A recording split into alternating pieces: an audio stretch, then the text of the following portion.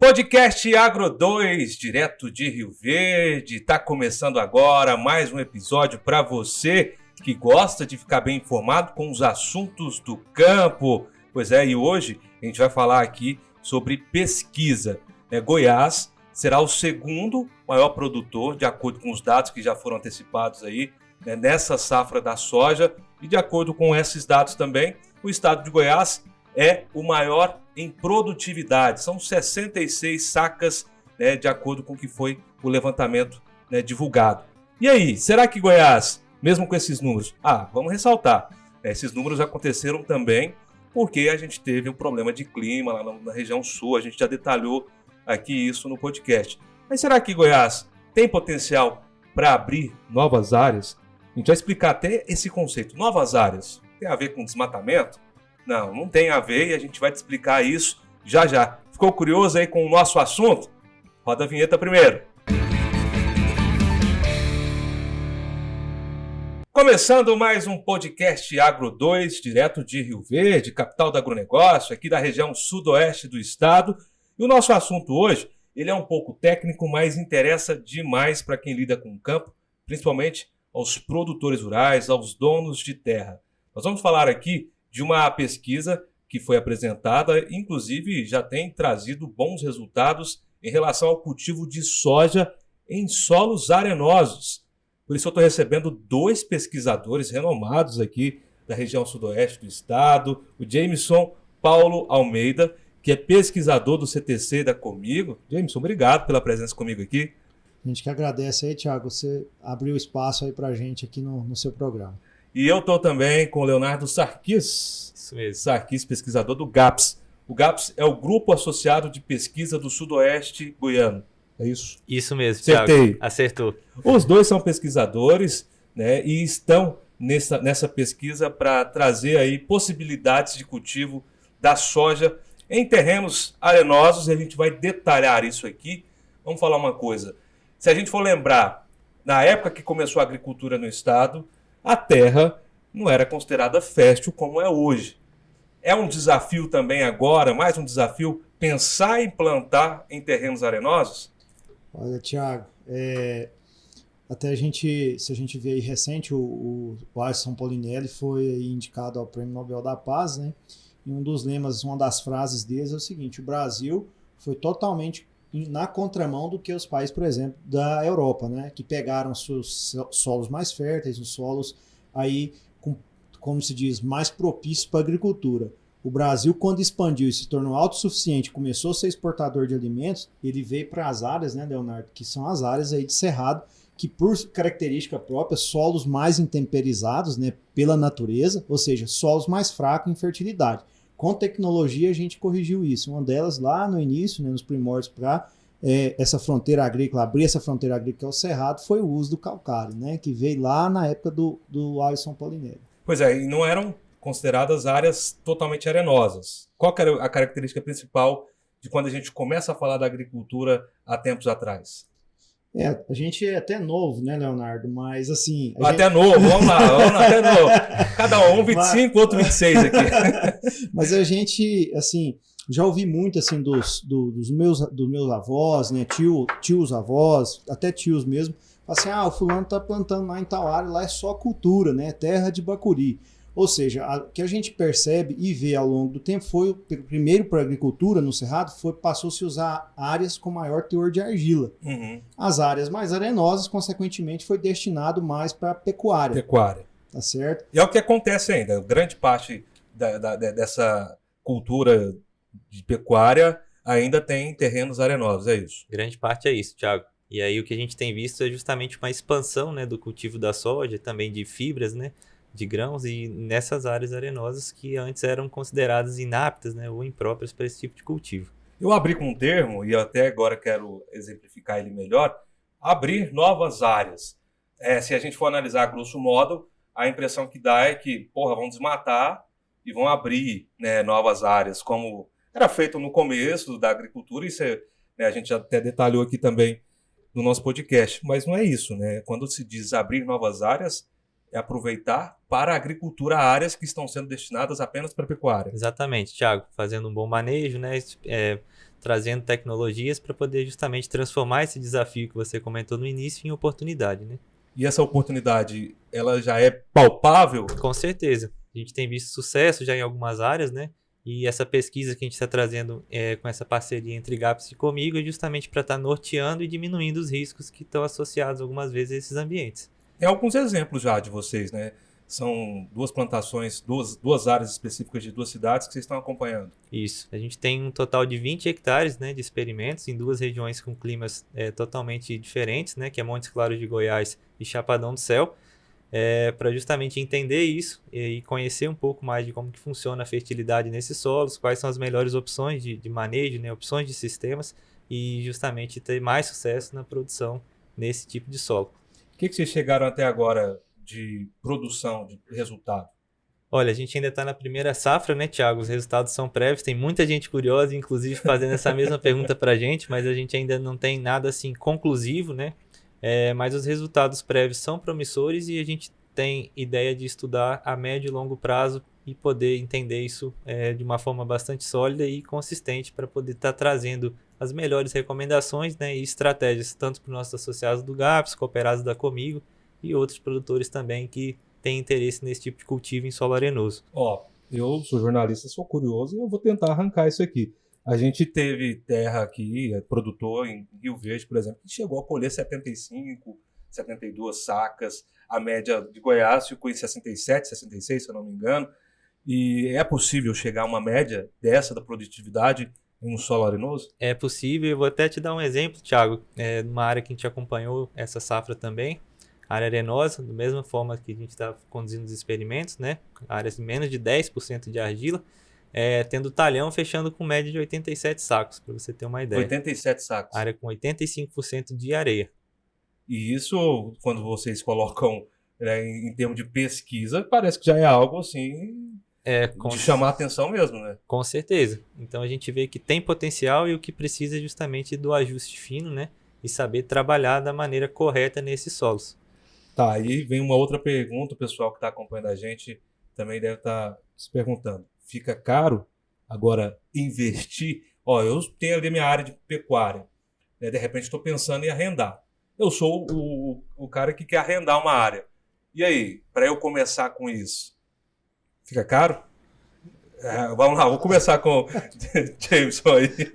Leonardo, é outra pergunta, né? A gente tem... porque realmente eu acho que deve ficar caro no sentido de falar, porque você tem que fazer todo o investimento no solo, assim como foi feito no começo, no passado aqui, né? Isso. Aí, outra coisa, Thiago, aproveitando essa pergunta, que muitos falam assim, mas areia é areia, né? Então o custo, ou seja, o que falar areia é areia, você às vezes investe, né, Leonardo, esperando um certo retorno e tem um risco potencial a mais embutido, por ser um risco que tem, Leonardo até já enfatiza bem nas nossas conversas, né, Leonardo, que é um solo de baixa capacidade de retenção de água e baixa capacidade de retenção de nutrientes. Então, o meu risco embutido, quando vou cultivar uma área dessa, com maior teor de argila, esse risco é um pouco maior. Agora, sim, delimitando dentro do que a gente está estudando, o Thiago, o que acontece? A gente está estudando é viável? A gente já sabe que sim, o Leonardo acabou de citar uma área comercial, né? Ou seja, um talhão de uma área comercial de uma propriedade que produziu mais de 80 sacos. Agora, eu retorno a pergunta, 80 sacos hoje de soja paga o custo? Isso tem que ser visto em vários aspectos, né? Isso. Então, assim, provavelmente sim. A resposta é provavelmente sim. Depende de tudo que foi feito antes. Agora, logicamente, até nessa pesquisa a gente está abordando, né, Leonardo, são os diferentes sistemas de produção. O que vai requerer a gente de um solo mais arenoso é a gente ser mais preciso, ser mais acurado. Ou seja, a gente tem que ter informação técnica, tem que ter esse refino técnico e também a gente tem que buscar não perder tanto pelo erro ou pela negligência. Eu vou usar o termo assim, vou usar um termo que todo mundo conhece, perder para o operacional. Uhum. A gente estava discutindo até ontem, o Leonardo, sobre solos arenosos. E bateu bem que a gente encontrou um produtor pouco depois, né, Leonardo? E o produtor falou assim, olha, eu já planto em solo arenoso, só que eu vejo que a janela de plantio, isso até o produtor entende muito esse tempo, ou seja, o período para você semear a soja, certo? Você fugir um pouco mais desse risco potencial, por exemplo, pensando em chuva. esse período da janela é um pouco mais curta. Mais curta. Ele tem que apostar, de repente, numa variedade mais precoce. Aí entra outra questão. A cultivar precoce no solo arenoso, dependendo da região que está esse solo arenoso, por isso que a gente não pode generalizar. Areia é areia. Então, esse trabalho, essa pesquisa nossa em parceria aí comigo, GAPS, né? GAPS comigo. O que acontece? Tem uma área em Chapadão do Céu, né, Leonardo? E outra em Montes Claros de Goiás, que já estava ali próximo do Vale do Araguaia. Então, é areia lá no Vale do Araguaia? É areia no Vale do Araguaia e é areia em Chapadão do Céu. Mas e o microclima? Agora, o que vai dizer para nós se eu posso colocar um cultivar precoce, se eu posso colocar um cultivar médio ou de ciclo tardio, é o meu manejo, que a gente está contemplado nessa pesquisa nossa, que é o estudo dos sistemas de produção, tá certo? E também aonde está essa área arenosa minha. A gente não pode generalizar. Igual, por exemplo, vou abrir um parênteses aqui para falar, no Brasil, então, não existe cultivo em outras. Vocês estão aqui, parece que é inédito falar em cultivo de solos arenosos. Às vezes é um tanto quanto inédito a gente falar assim que está aumentando o cultivo nessas áreas na nossa região sudoeste de Goiás. Mas se você pegar, por exemplo, no Paraná, tem aí famoso, muita gente já conhece, chama Arenito Caiuá, que é pouco mais de 3 milhões de hectares de solos arenosos. Né? Você pega o leste aí o Luiz Eduardo Magalhães, né, oeste da Bahia, no caso, é praticamente desde a década de 80 solos arenosos. Agora, como que é o microclima lá, como que é o microclima aqui? Então, não dá. Então, as informações, então, esse projeto nosso é o refino, para você ver, dentro de uma micro-região de um estado, tem projeto em 2 locais, né? 2 municípios, né, Leonardo? E são micro-regiões diferentes? São. Essas duas cidades? Só complementando o que o Jameson comentou, para quem não conhece, né, Chapadão do Céu está a 800, 900 metros de altitude e Montes Claros está a 300 metros de altitude. Então, são regiões que têm climas totalmente distintos e a forma de trabalhar em um local é totalmente diferente da outra. E pensando a nível Brasil, né, igual o Jameson comentou, já existem outros lugares que têm sucesso no cultivo em solos arenosos, mas dentro de uma região, pensando só no estado de Goiás, sudoeste de Goiânia, a gente já vê uma variação bastante grande. Né? Uma particularidade de uma região para outra. Exatamente. Né? Por isso a gente precisa desse estudo em diferentes microclimas e desse ajuste fino aqui nesses casos particulares para poder diminuir esses riscos. Quando fala da janela, eu achei interessante essa sua colocação, é justamente o período do ciclo, né? Por exemplo, na soja convencional, nessas terras que já são acostumadas a receber, começa geralmente o plantio no final de setembro. Nesse ano, se não me engano, vai começar dia 24 de setembro, com o fim do vazio sanitário. Se tiver tudo certo com chuva, com umidade, o produtor lança a semente, né, e tudo corre bem. Essa janela menor significa o quê? Que o produtor muitas vezes tem que plantar um pouco depois dessa soja convencional, que já dá certo? Leonardo, isso também a gente estava nessa conversa que a gente teve ontem, né? Encontramos esse produtor e acabou que depois o produtor saiu e o Leonardo a gente ficou conversando, que é sempre enriquecedor quando você conversa com o produtor, porque aí você passa a entender a lógica, o que é a necessidade dele, né? Então, assim, lógico, o que é tecnicamente correto, o que é tecnicamente viável, normalmente a gente busca atrelar isso com o que o produtor precisa. Ele precisa ter o quê? Rentabilidade. Sim. Né? Então, quando fala desta janela de plantio, a janela de plantio lá em Chapadão do Céu pode ser uma, a janela de plantio lá em Montes Claros pode ser outra. Quer um exemplo? Por exemplo, a precipitação, quando o Leonardo citou a diferença entre altitude, por exemplo, a gente tem uma diferença também entre temperatura máxima e mínima, entre temperatura média nos 2 locais, praticamente numa mesma micro-região, tá certo? Então, por quê? Uma está a 800 metros de altitude, a outra está a 300. Aí quando você pega a chuva, né, Leonardo? A chuva, praticamente a média de precipitação pluvial, a quantidade de chuva, vamos supor, vou citar aí, 1.800 milímetros. Então elas são muito próximas. Quando você pega a média de 30 anos por aí, né, que é o que é considerado para você classificar o clima, fazer uma classificação, por exemplo, microclimática de uma determinada região, aí você pega a precipitação pluvial, é praticamente a mesma. Mas o que muda? A distribuição. Às vezes lá em Chapadão do Céu tem chuvas aí tem chuvas de 50 milímetros, torrenciais, né, de 60, 70, tem. Mas às vezes em Montes Claros, por exemplo, é mais característico de ter chuvas de 120 milímetros, 100 milímetros, aí depois fica 15, 20 dias sem chover. E às vezes o veranico que tem em Montes Claros, que eu quero dizer, por exemplo, ou seja, um período sem chuva, um intervalo sem chuva dentro de um período chuvoso, dos meses que a gente tem chuva na região, esse intervalo em Montes Claros às vezes é um pouco maior. Lá em Chapadão do Céu, esse intervalo é um pouco mais curto. Ou seja, o veranico de Chapadão do Céu pode ser diferente, o tempo do veranico é diferente de de Montes Claros. Aí entra também outros fatores. Isso pode comprometer a produtividade, depende de quanto tempo que essa planta vai ficar sem chuva, né, sem água. Entram vários aspectos. E tudo isso é observado por vocês na pesquisa. Com certeza, Thiago. Pensando em areia, né, são solos que secam bem rápido. Então, a gente, pegando um período desse de estiagem, igual o Jameson comentou, com uma planta ainda pequena, com pouca raiz e tudo, o risco potencial só aumenta, né? E numa fazenda grande, a gente sabe que começou o plantio, eles sempre vão deixar os solos arenosos por último, né? E isso aí já é um erro bastante grande, né, Jameson? Porque uma semana ali a mais ou a menos já faz bastante diferença num solo como esse. Quando analisa, por exemplo, o início de plantio? O início de plantio. Então, o certo, desculpa se eu estou errado, mas então o certo seria priorizar essas áreas arenosas primeiro. Na verdade, seria tentar adequar o operacional, né, James? A gente sabe que não é tão fácil assim, né? Falar é muito mais fácil do que acontece na prática, mas o ideal seria a gente tentar antecipar ao máximo, não deixar essas áreas sempre por último, porque tem um risco potencial maior, a gente sabe que são solos que secam mais rápido, então a chance de ter alguma perda aí nesse sentido é maior, né? Com certeza, pensando em solo arenoso. E isso a gente não vê só pensando em plantio, mas numa aplicação de calcário, né, por exemplo. A gente vê que às vezes o operacional limita fazer um calcário na hora certa, acaba ficando muito em cima da hora.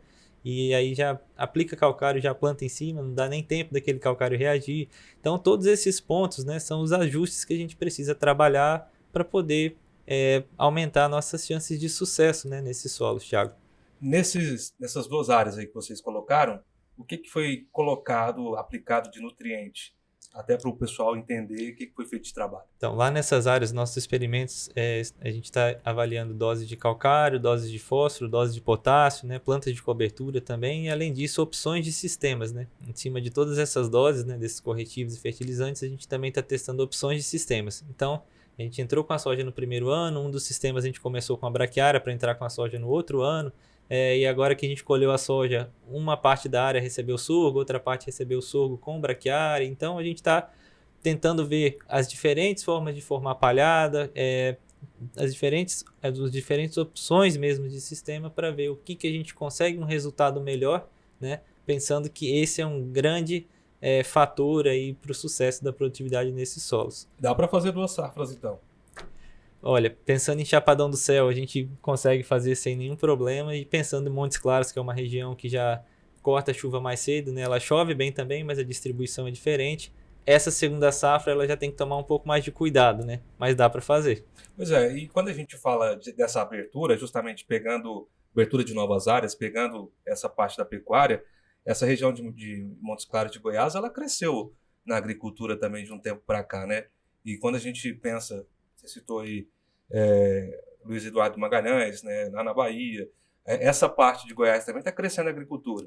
São áreas que geralmente não tinham tanta característica para a agricultura, mas que estão entrando de cabeça, né? Com certeza, Thiago. Um número para a gente ter como base, né, o que tem de solo arenoso no Brasil, 8% do território nacional é composto de solo arenoso. E pensando nas fronteiras agrícolas, né, pensando em fronteira agrícola, esse número já sobe para 20%. Então são solos que têm expressividade e a gente precisa justamente conhecer e entender melhor para poder ter sucesso mesmo nesses ambientes que estão expandindo com área de soja, área de grãos, fibras, né?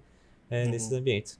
E demora quanto tempo, na opinião de vocês aí, para chegar ao ponto ideal para o produtor não correr riscos? Não, risco sempre vai ter, como vocês colocaram, né? De acordo com o clima, mas demora quanto tempo de investimento, de cuidado para a abertura de uma nova área aí?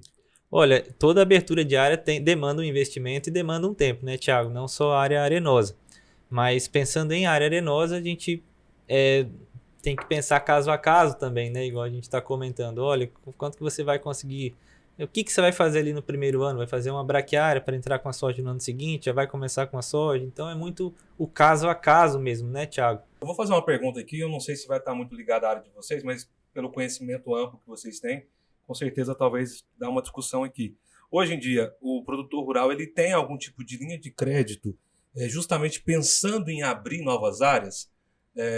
E se não tem, seria de repente uma boa o governo estadual, federal, pensar nisso, até porque a gente sabe que a demanda por alimento ela não para de crescer, ainda mais com um ano como esse que a gente está vivendo aí de guerra, Ucrânia é o terceiro maior produtor do mundo de alimento também, provavelmente não vai conseguir fornecer o que fornecia. Vocês acham que seria uma realidade isso? Olha, a gente já tem algumas linhas de crédito aí que é bastante conhecido, que é agricultura baixo carbono, né? E o que a gente tem visto agora pela pasta do Ministério da Agricultura, por exemplo, tem uma força grande também das entidades aí que a gente está percebendo, que é o Brasil, a gente já tem uma agricultura de baixo impacto. Então o Brasil, se não fosse, nos nossos custos que a gente tem hoje para insumo, se não fosse uma agricultura sustentável, o produtor não tinha mais ninguém na atividade. Uhum. Ou seja, a gente faz o mais com menos, Thiago. O produtor brasileiro ele faz o mais com menos. Então, agora sim, vamos entrar em solo arenoso. Vai ter, por exemplo, incentivo de crédito, quem realmente fazer, por exemplo, vou citar aqui, né, Leonardo, o Sistema São Mateus. Vamos supor que a gente já tem uma hipótese que o Sistema São Mateus pode sim reduzir o risco potencial numa área de abertura, principalmente em solo arenoso. Agora, a nossa pesquisa vai lá e também bate o martelo nisso e valida. Ou seja, pelos métodos científicos a gente consegue realmente, o Sistema São Mateus, dentre os 6 sistemas que a gente estudou, quando o produtor ele opta primeiro, né? Estou abrindo área, em vez, por exemplo, tem 1.000 hectares, eu vou abrir de 200 em 200 usando o Sistema São Mateus, né? E isso traz uma possível redução do risco potencial dentro daquele microclima. Eu vou obter aí incentivo, ou eu vou significar menos risco para quem vai ser meu credor, que é o banco, que vai me emprestar o dinheiro. Isso aí eu não sei se vai ser contemplado, por exemplo, em instrução normativa, Ministério da Agricultura, para o zoneamento agroclimático. Mas a velocidade que a gente vê caminhar essas questões hoje, né, no meio do negócio, né, quando eu falo negócio na questão do mercado, pode ser sim que alguma instituição financeira vai ter uma linha diferenciada. Olha, você me oferece menor risco, porque de acordo com as informações científicas geradas lá no Sudoeste Goiano, você está no Sudoeste Goiano, né, lá pelas instituições de pesquisa, seja comigo, pelo CTC ou o GAPS, né, também as instituições que a gente tem de pesquisa, de ensino e pesquisa, que vou citar, a UNRV, Instituto Federal Goiano, né, comprovou que lá na região quem pratica, faz dessa forma, que usa essa técnica, né, ou seja, usa dessa tecnologia, ele tem um menor risco potencial, consequentemente você vai pagar, por exemplo, um juro menor de custeio. Aí isso aí é uma pergunta que a gente não consegue responder. Mas o interessante é que está tudo interligado, né? Muitas vezes a instituição financeira ela se pega também a questões de pesquisa, questões climáticas, né? Esse risco potencial que existe, né? Vai ser tudo muito analisado, né? Hoje o mercado ele é muito interessante nessa parte, né? Tá tudo interligado, né? Com certeza, né? Todo mundo está querendo diminuir os riscos, né? Todo mundo. Sempre, Thiago. Então, para ter sucesso no que faz, né? E o agricultor brasileiro faz bem isso, né? De tá trazendo, aceitando tecnologia e tá expandindo, fazendo bem feito, vamos dizer assim, né? Vamos lá, a área de formação de cada um de vocês, os dois são engenheiros, agrônomos. São agrônomos. Quanto tempo já de profissão? Olha, eu formei em 2011, né? Então já tem... Vai revelar a idade, se falar? Vai ver que não é tão novo assim, né, cara? Só não vou contar a idade que eu entrei na faculdade, que aí já descobre. Formou em 2011? Isso, aí depois da formação, parti para pós-graduação, né? Então, eu ingressei na Comigo no início de 2017. Então, formei aqui em Rio Verde, pelo Instituto Federal Goiano. Lá, um pouco antes, fiz técnica agrícola pelo Centro Federal de Educação e Tecnologia Rio Verde, que posteriormente foi transformado em Instituto Federal. Cursei agronomia e depois fui para até a sua cidade natal, né, Thiago? Foi para Jataí? Fui para Jataí, fiz o mestrado lá. De lá eu fui para Jaboticabal, Unesp, Universidade Estadual Paulista, fazer o doutoramento. Conheceu o Torres do seu Oscar lá em Jataí? Demais da conta, do 14 bis. Meu pai, toda vez que eu estou entrevistando alguém que ele fala, né, que conhece o Torresmo, você tem que falar lá do meu Torresmo, né? Conhecido lá de Jataí, né? Rapaz, como se diz, uma iguaria, né? Mas você é daqui de Rio Verde mesmo? Eu sou natural de Indiara, agora. Indiara. Mas às vezes muitos conhecidos vão estar vendo esse podcast nosso. Thiago, vou revelar. Eu fui criado mesmo ali em Carlândia, que é um povoado. Carlândia. Que o pessoal fala, você tem inverno? Não tem. Aqui até explicar. Você conhece Carlândia? Conheço, né? Demais. Vai daqui pra Goiânia, depois de Acreúna, que é povoado, antes de chegar em Indiara ali. Conheço demais. Foi criado ali naquele Foi criado ali. Região do Ariado, aquelas fazendas ali. E hoje é doutor. Hoje estou aí contribuindo aí, né, no agro, né? A gente contribui, como se diz, com agulha, né, Thiago? Porque tem muita gente aí também que vem para somar. Estamos buscando contribuir. Antes de falar com o Leonardo, eu fico impressionado assim, com vários episódios que eu já fiz, e inclusive a gente estava na Tecnoshow comigo agora, a gente fez podcasts, 5 podcasts todos os dias ao vivo, e eu fico impressionado que nessa área é preciso ter muito estudo, muito conhecimento. O estudo de vocês não para, né? Eu sinto que é o tempo inteiro se atualizando, o tempo inteiro buscando cada vez mais informação, né, Leonardo? Com certeza, né, Thiago? A pesquisa nunca esgota, né? Ela está sempre evoluindo e o contexto vai mudando, surge demanda de mais pesquisa e, com certeza, isso aí vai sempre demandando mais estudo e mais aprendizado aí pra gente. E como é que foi sua trajetória? Minha trajetória, eu me formei em agronomia, também em técnico agrícola anteriormente, na Federal Rural do Rio de Janeiro. No Rio de Janeiro também tive a oportunidade de ficar um tempo fazendo estágio na Embrapa, já trabalhando com pesquisa, enquanto estava na minha formação, né, como agrônomo, engenheiro agrônomo. Depois eu segui para Lavras, em Minas Gerais, fiz meu mestrado lá em Lavras e estou finalizando meu doutorado lá também.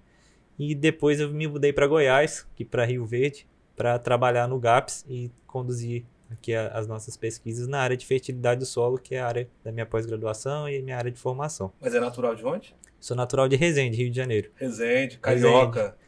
Carioca sem sotaque, né? Sem sotaque, a região ali não tem sotaque, viu, Thiago? Todo mundo me pergunta, mas você é do Rio de Janeiro e não tem sotaque? Chiado. Pois é, ali aquela região toda do Vale do Paraíba é bem difícil encontrar sotaque, viu, de carioca. Pois é, ó, saiu lá do Rio de Janeiro, que não tem tanto potencial na agricultura, mas existe agricultura ali também, claro, obviamente. Mas aí saiu de lá, veio para Goiás, o que tá achando aqui? Estou gostando bastante, é uma região aqui que a agricultura é bastante avançada, né, Thiago?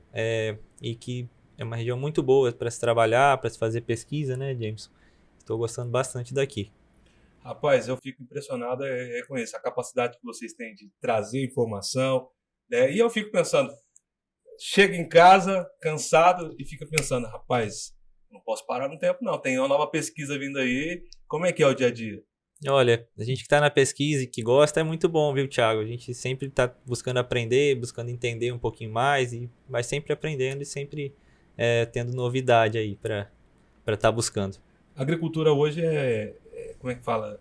Do mesmo jeito que a gente tem a tecnologia em nossas mãos, a tecnologia está na agricultura, a informação, a interação também, vamos falar assim. Esse podcast justamente é para isso, é para levar informação, interação, conhecimento, um pouco de entretenimento aqui também, por que não? Mas eu até costumo falar, desde a minha época de repórter, que um produtor uma vez me falou, rapaz, na agricultura tempo é dinheiro, mas não é só tempo e dinheiro. Hoje em dia, conhecimento também é dinheiro, né? É isso?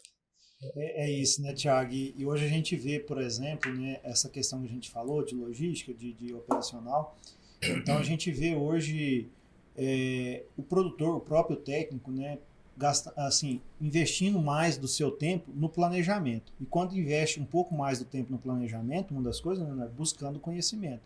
Então vou buscar um conhecimento prévio para que eu consiga fazer um planejamento que seja um tanto quanto mais equilibrado e consiga cumprir com ele, né? Então o tempo é dinheiro e a gente precisa, consequentemente, como o tempo é dinheiro, a gente precisa investir um pouco, uma boa parte desse tempo nosso, adquirindo conhecimento para fazer um bom planejamento e, consequentemente, ter uma boa execução. Vocês falaram aí, eu achei interessante, é sempre bom estar conversando com um produtor rural, outros especialistas já me disseram isso aqui também, porque o produtor rural, muitas vezes, ele passa a vivência dele de anos, né? Muitos produtores, 40, 45 anos, já passaram por várias coisas, já tiveram prejuízo, já tiveram muito lucro, e hoje em dia, com essa quantidade de informação, de conhecimento que tem chegado, esses produtores, eles recebem bem esse tipo de pesquisa que vocês fazem? Como é que é a aceitação?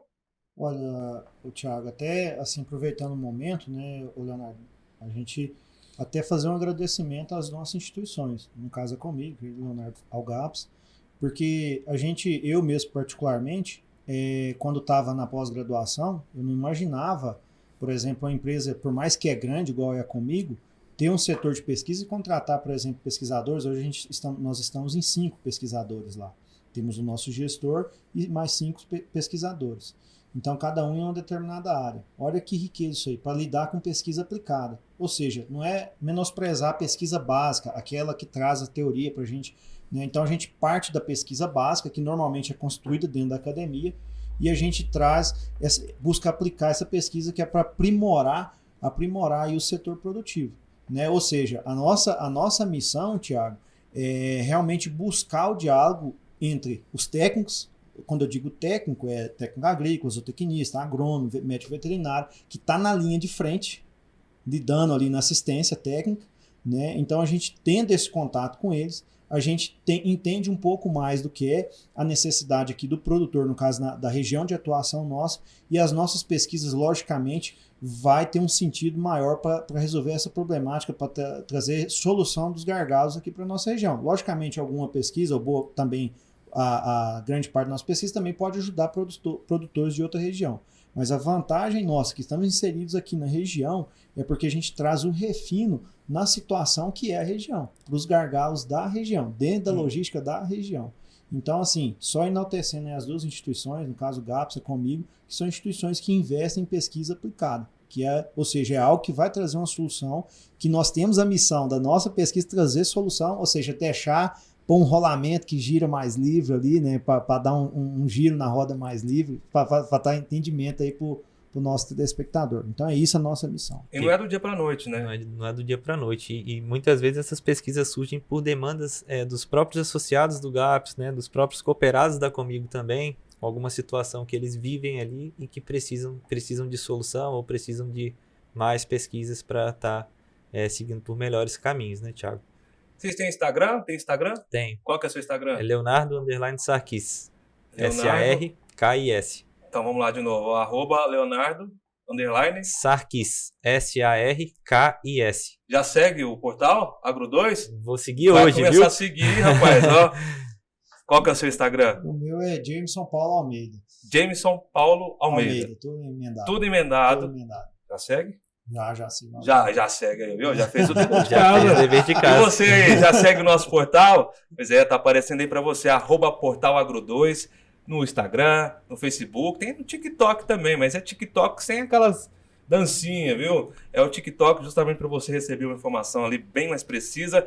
E você, é inscrito no nosso canal? Se não é inscrito, se inscreva aí, já ativa também o sininho, toda vez que tiver um episódio novo, você recebe a notificação.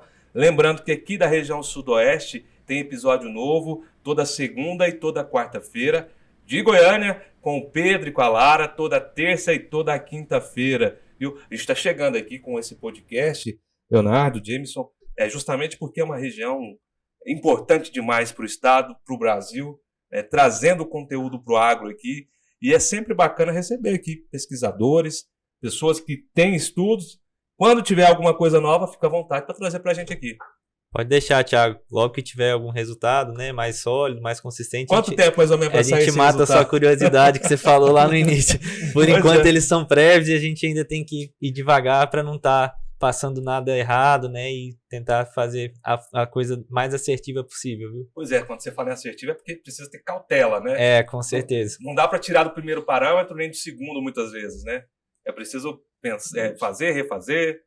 Justamente, né, Thiago? É fazer, por exemplo, o resultado que a gente tem, só para exemplificar aí para o telespectador, quem está ouvindo o podcast, é que esse resultado desse ano, por exemplo, é o resultado a curto prazo.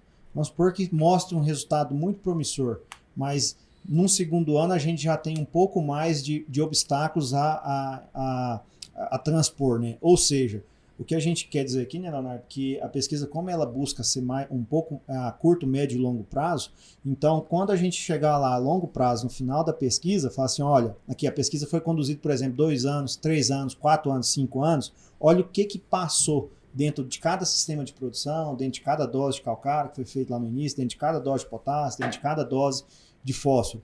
Então a gente traz uma resposta ao longo do tempo. E isso vai trazer mais segurança para quem vai usar a informação para nortear uma recomendação técnica. Bem explicado. Tem que ter cautela, tem que ter estudo, fazer, refazer. A gente até falou na Tecnoshow, né, de uma nova variedade de semente que é mais resistente à ferrugem asiática. Essa variedade, essa cultivar, ela demorou mais de 10 anos para ser como é que fala, de fato finalizado e falar, realmente funciona dessa forma. 10 anos é muito tempo, mas de repente precisa e é necessário justamente para não ter erros, né? É isso mesmo, Thiago, e vem muita coisa legal por aí. A gente está com esse trabalho em conjunto, né, GAPS comigo, esse esforço aí não só meu e do Jameson, mas também do Túlio lá do GAPS, do Beckenbauer, do Eduardo Hara, dos outros pesquisadores da Comigo e do GAPS também, né, toda uma equipe num esforço bastante grande para tentar contemplar, né, todos os aspectos que a gente precisa entender para saber um pouquinho mais desses solos arenosos e tentar trazer alguma contribuição aí para nossa região do sudoeste goiano. E vocês vão voltar aqui para falar do resultado depois? Com certeza, viu, Thiago? Vai ser o maior prazer, viu? Ô, Leonardo, vamos aproveitar o momento aqui e também fazer uma divulgação, né? Então, provavelmente... Eu pensei assim, vamos aproveitar o momento aqui, vamos cantar uma moda sertaneja. Quase que saiu isso aí, ó. Pra aproveitar, o Thiago tá aqui, né, ávido aí pelos resultados, né? O pessoal participar lá também do workshop da Comigo, workshop do GAPS. Provavelmente, ó, quem sabe esses resultados vão estar lá, né? Sempre tem, né? Na Comigo, no GAPS, né? Isso. O workshop do GAPS, ele já vai começar a abrir as inscrições em breve. O pessoal pode acompanhar até o Instagram do GAPS também, que vai estar sendo divulgado por lá. E alguma coisa já deve ser apresentado ali, viu, Thiago? Na Tecnoshop foi apresentado muito estudo, muitas informações, né? Mas tem algum workshop vindo por aí, por agora? Olha, a cooperativa Comigo normalmente tem 3 workshops, 2 de agricultura e 1 de pecuária, né? Pensando organizado pelo CTC. Provavelmente deve entrar um outro agora do leite também no CTC. Mas no que tange a parte de agricultura, possivelmente a gente vai ter um aí em julho, certo? A gente ainda não tá acabando de acertar a data, o Hara deve passar logo, o Eduardo Hara, nosso gestor deve passar logo essa data para a gente. E a gente também tem um workshop que é a segunda safra, que a gente apresenta aí os resultados de pesquisa aí com as culturas graníferas que são cultivadas aí após a colheita da soja, né? Então, a gente tem esses eventos. E também lá em novembro a gente tem um workshop de pecuária. E é tudo ou de graça ou com custo baixíssimo, né? Para o pessoal ter acesso a isso. Isso. No caso da cooperativa Comigo, os workshops é sem custo para o participante, sem assim, um valor de investimento. Né? O participante não precisa investir na inscrição, sem esse valor. E mesmo que exista um valor, eu acredito que pela informação que vocês passam, pelo conteúdo que vocês passam ali, compensa e vale a pena demais, né? Isso, tanto o GAPS, né, quanto a Comigo tem um esforço bastante grande para trazer respostas ao produtor, né, e trazer pesquisas aplicadas. Isso é bastante importante, né, e com certeza tem bastante contribuição para os produtores. Bacana demais. Carioca, quero fazer só uma pergunta. Comeu pamonha? Gostou da pamonha? Gosto já tinha bastante. Comido pamonha antes? Já tinha comido. E o piqui? Pequi também, viu? Você gostou do piqui? Gostei. Olha aí, tem gente que não gosta, né? Qual que é a outra? Gueroba. A gueroba também eu gostei, viu? Gostou da gueroba? Gostei. E o torresmo? Você experimentou o torresmo? O torresmo, eu fiquei curioso de saber se ele estudava lá mesmo ou se ele ficava comendo só torresmo, viu, Thiago? Mas eu gosto de torresmo sim, qualquer hora eu tenho que conhecer lá o bar. Tem que conhecer o bar, rapaz, ó. Era sempre no fim da tarde ali, ó. O torresmo sai fresquinho ali, ó. A aula começava que horas? Não, a aula já tinha finalizado. Aí, ó. Eu chegava lá, né? Já estava liberado. Era 7h30. Isso ele fala porque tá ligado a câmera ali. Desligar. Ó, prazer receber vocês aqui, viu? Mais uma vez, papo bacana. Tenho certeza que muita gente gostou. E a gente passa aqui o Instagram também, Comigo Oficial, do GAPS, qual que é? É GAPS, GAPS GO. GAPS GO. Isso. Se você tem curiosidade, quer conhecer um pouco mais aí das pesquisas, acessa lá. Tem o site também do GAPS, né? Tem o site também do GAPS, é GAPS CNA. Da Comigo é Comigo... A Comigo é Comigo Oficial no Instagram, né? E tem também o canal no YouTube, Comigo. E que tem muita informação também. Muita informação. Obrgente vocês, tá? Quer Thiago, falar mais alguma coisa? A gente que agradece pelo convite, né? Em nome do GAPS, em nome da Comigo até de também. Léo, já virou meu amigo. Pode chamar de Léo. A gente que agradece, né, Thiago? Prazer a gente estar aqui e poder estar divulgando aqui nosso trabalho também. E a gente também fica aí à disposição para quem quiser entrar em contato com a gente, compartilhar outras experiências também, para a gente é um prazer e um aprendizado bastante grande também. Com certeza, eu aprendo todos os dias a cada podcast. Sou jornalista, gosto muito dessa área, né? Mas cada dia é um desafio, um novo conhecimento que eu tenho aqui também, entrevistando vocês. Obrigadão, viu, gente? Obrigado pela oportunidade. Ó, e você está acompanhando o nosso portal? www.agro2.com.br. Segue o nosso Instagram, @portalagro2, TikTok, Facebook, e tem o nosso canal de cortes. Tá com pressa? De repente não dá tempo de ver tudo aqui? acessa também o nosso canal de cortes, viu? Agradeço demais a sua companhia aqui comigo, mais um episódio do nosso podcast Agro 2, direto aqui de Rio Verde, capital do agronegócio. Até o próximo episódio. Tchau, tchau.